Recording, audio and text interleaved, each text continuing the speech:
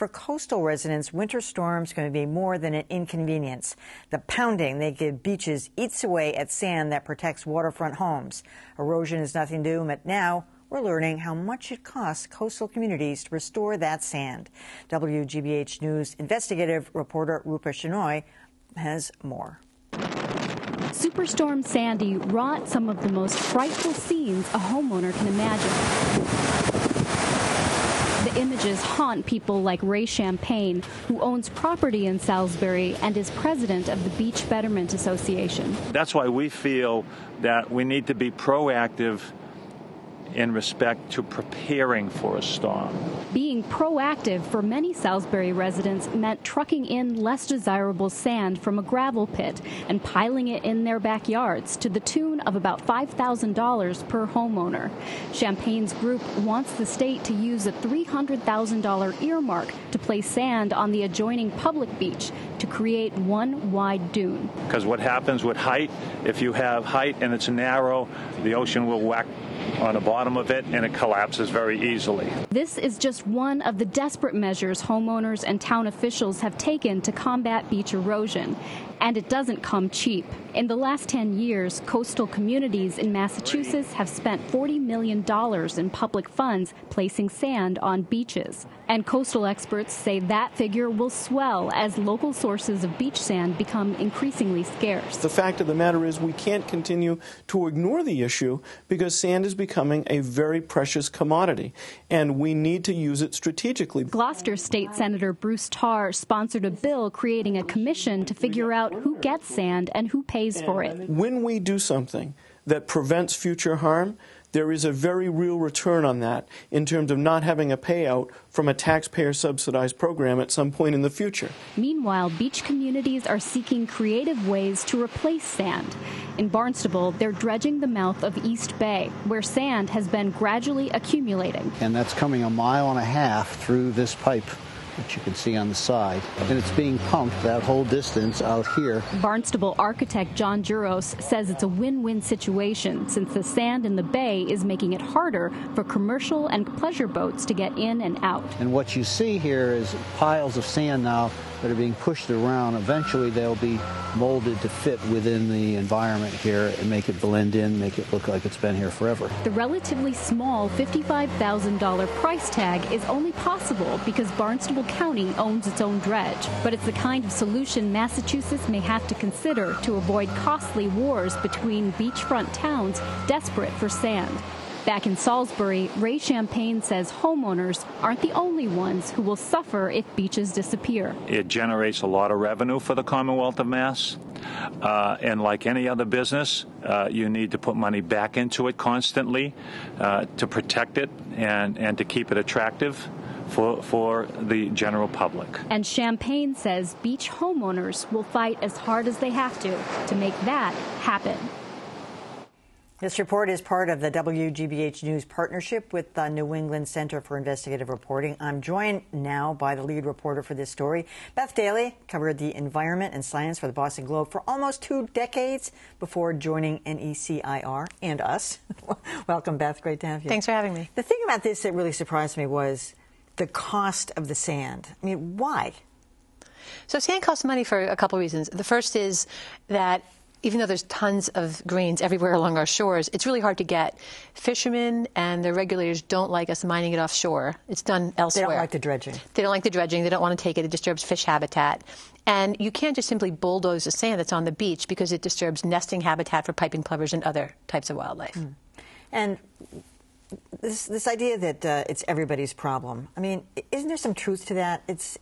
I know some of these homes are private, but not only do we not want their homes to wash away, but don't we want to keep that shoreline shored up as beach area? Yeah, I mean, that's the question, right? Like, do we fortify this, and is sand the best fortification? And will it really hold the shore in place? Or is this sort of, we're going against Mother Nature here, and we're never going to win and spend a lot of money? I mean, $40 million is not a lot of money in the last 10 years. It's nothing like the billions being spent in the wake of Hurricane Sandy in New Jersey and elsewhere on sand. But we're heading that way, and we have to make a decision, it seems, about where we want to spend our money. All right, I'm going to bring another person into this. Dr. Robert THIELER is a research geologist with the U.S. Geological Survey. Welcome.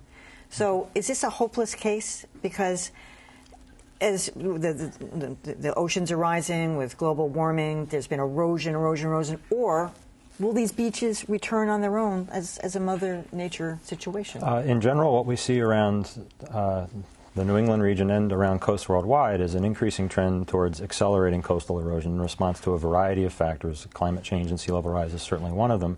There are also impacts to what we have done to the shoreline to change the way natural processes operate that can also increase or exacerbate problems where we have them already. All right, so is sand the solution? Sand looks beautiful. It's great to walk on. People like having it. Is there a better solution to shore it up? It is certainly one tool in how we can respond to the hazards that are present along the coast. It is, by most estimations, not a permanent fix. We are in a period of rising sea level and changing climate and changing storm climates that make it a temporary fix that ideally will buy you time to make other decisions that deal with the situation more permanently. Now, what would you recommend, for instance, in Salisbury? Ray Champagne is saying, well, listen, we need to get on board here with a singular dune that everybody is putting the sand into versus this piecemeal situation where people are dumping sand in their backyard, hoping for the best, hoping another storm doesn't wash it away, and meanwhile hoping that it keeps their home intact. Yeah.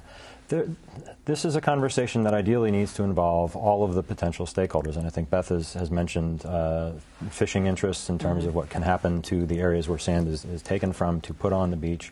And it should involve the rest of the community in deciding what do they want for their community and at what cost.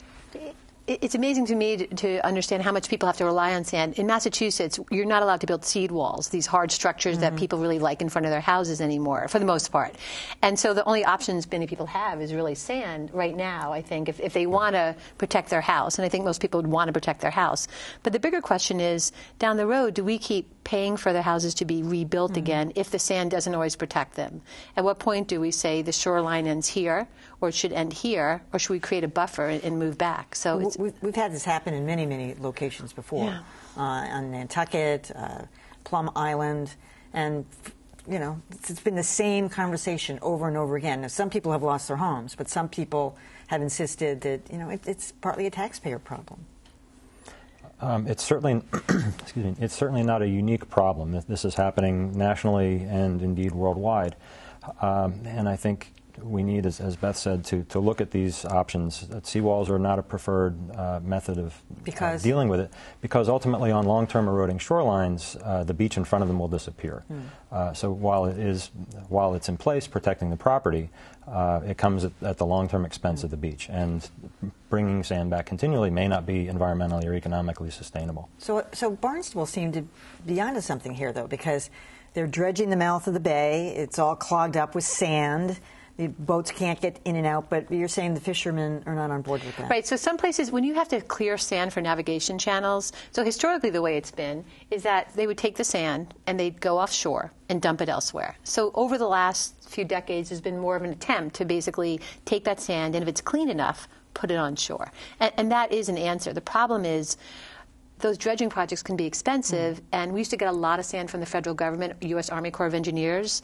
Those projects have really dropped dramatically for federal navigation right now because we don't compete well against other regions. So basically we have this great need for sand. There's not, even though some places need to be dredged, there's not the money to dredge it. So we have to start thinking more holistically about how we're going to get it. Does California have the same problem? California has similar issues, sometimes manifest in a different way. They're damming of rivers, so that the lack of delivery to delivery of sand to the coastal system is an issue there. Especially along the East Coast, what we're dealing with is a very finite... They don't get our kind of storms, so excuse me. And they have different kinds of storms. Yeah. They have El Niños that come in every few years, and they have strong Pacific storms. But along the East Coast, we are sand constrained. There's a finite amount of sand in the coastal system, and it matters very much how we manage that finite resource. All right, Rob THIELER, Beth Daley, thanks so much. Good story.